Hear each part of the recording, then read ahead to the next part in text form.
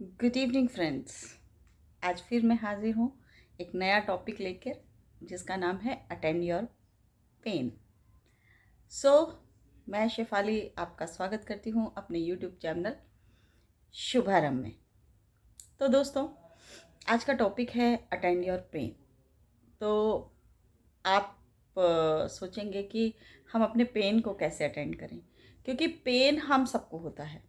किसी को फिज़िकली, किसी को इमोशनली, किसी को सोशली, किसी को इकोनॉमिकली पेन ज़रूर होता है।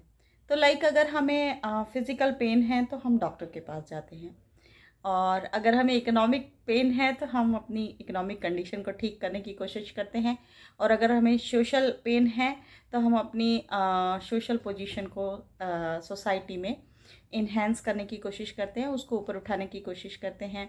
हम अपने समाज को आगे ले जाने की कोशिश करते हैं। बहुत से तरीके हैं सोशल पेन को दूर करने के। सोसाइटी में बातचीत करते हैं, एविल प्रैक्टिस को दूर करते हैं। तो इस तरह से हमारा सोशल पेन दूर होता है। अब रह जाता है इमोशनल पेन। इमोशनल पेन सबको होता है, और ऐसा नहीं है कि एक उम्र में ही होता है, या बड़े होने के बाद ही होता है, या बुज़ुर्ग होने के बाद होता है, या अधेड़ उम्र में होता है। नहीं, ऐसा नहीं है। इमोशनल पेन हमें बचपन से होने लगता है। तब अलग अलग तरह का पेन होता है। जैसे कि एक छोटा बच्चा है, उसका अगर आप खिलौना छीन लीजिए तो मेरे ख्याल से उससे बड़ा पेन उसके लिए कोई नहीं होगा। एक स्टूडेंट है, उसके मार्क्स कम आए तो उसके लिए, इतनी मेहनत करने के बाद भी मार्क्स कम आए तो उसके लिए इमोशनल पेन है। एक कोई बच्चा है जिसके साथ मान लीजिए कोई अब्यूज़ होता है, फिज़िकल अब्यूज़ होता है, सेक्सुअल अब्यूज़ होता है, तो उसके लिए वो पेन है, वो एक इमोशनल पेन है। किसी की नौकरी चली गई, इमोशनल पेन है। किसी का कोई बहुत नियर एंड डियर ख़त्म हो गया, अचानक ख़त्म हो गया, तो वो उसके लिए बहुत बड़ा इमोशनल पेन है। तो पेन, इमोशनल पेन जो होता है वो हमें बहुत देर तक दर्द देता है। फिज़िकल पेन है, हमें चोट लगी, 2 घंटे, 4 घंटे, 5 दिन, 10 दिन पेन होके फिर वो ठीक हो जाता है, क्योंकि हम दवाई ले लेते हैं, उसको अटेंड कर लेते हैं, वो ठीक हो जाता है। लेकिन जो इमोशनल पेन है वो रहता है, उसको अटेंड करना बहुत ज़रूरी है, क्योंकि उसकी वजह से हमारी बहुत सी चीज़ें जो हम बहुत एफिशिएंटली कर सकते थे वो नहीं कर पाते हैं। तो बात ये उठती है कि हम इस इमोशनल पेन को अटेंड कैसे करें। जितना आसान लगता है उतना है नहीं, ऐसा सोचेंगे, लेकिन नहीं। आपके साथ जो भी पेन है उसके साथ आप बैठिए। बैठिए का मतलब ये कि आप पेन पेपर ले लीजिए। आप इमोशनली उसके साथ बैठिए का मतलब ये कि आप सोचिए बैठ के, और उस पेन के रूट कॉज को देखिए कि क्या रूट कॉज था, क्योंकि हर पेन का एक ना एक रूट कॉज होता है।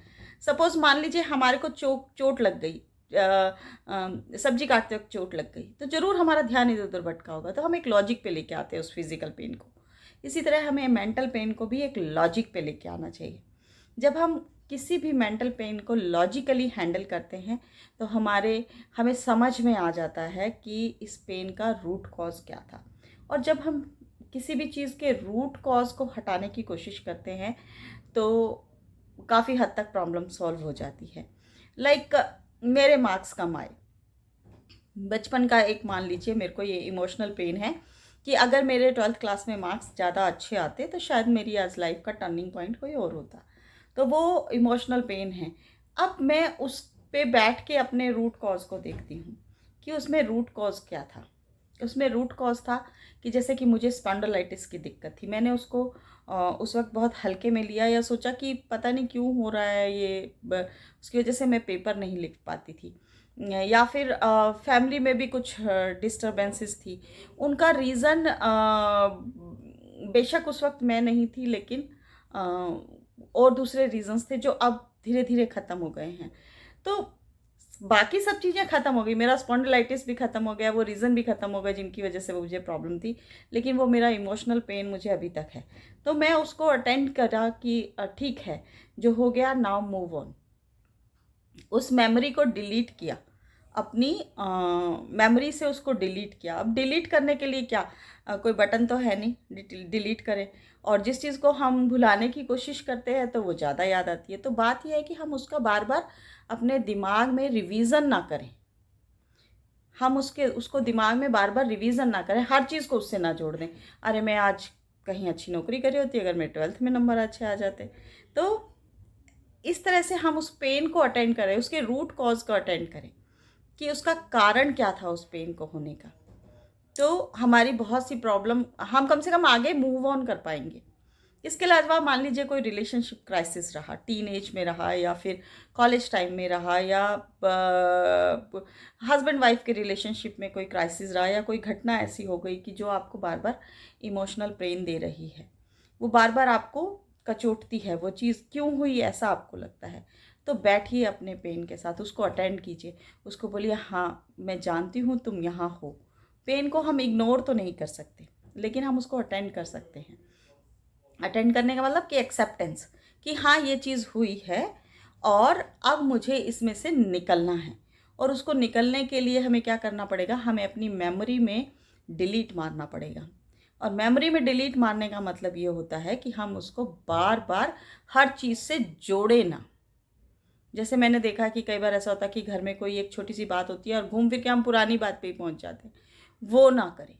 इसको करने में थोड़ी सी प्रैक्टिस लगेगी, लेकिन धीरे धीरे चीज़ें ठीक हो जाती हैं। और सबसे बड़ी बात है कि हम लॉजिक पे सोचें कि हमारे साथ ये घटना या दुर्घटना हुई तो इसके पीछे कारण क्या था, क्या कारण था, उसका रूट कॉज का क्या था।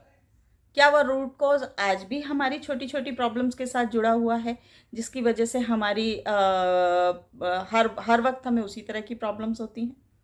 क्योंकि एक पैटर्न बन जाता है, आप देखेंगे कि हमारी लाइफ का एक पैटर्न बन जाता है, हम हर बार उसी तरह की प्रॉब्लम्स को ही फेस करते हैं। तो जो भी आपका पेन है पास्ट का, उसको अटेंड कीजिए, उसके साथ बैठिए, उसको पेन को बोलिए कि हाँ मुझे मालूम है कि आप हैं, और मुझे अब आपसे लर्निंग तो चाहिए, लेकिन आपका फ्यूचर में मुझे साथ नहीं चाहिए उस पेन का। उस अपने दिमाग को कहिए हाँ मुझे मालूम है, आप बैठे रहिए जहाँ हैं वहाँ बैठे रहिए, बार बार प्रेजेंट में मत लाइए उसको। क्योंकि आज जो भी हम लाइफ में हैं वो अपने प्रेजेंट की वजह से हैं।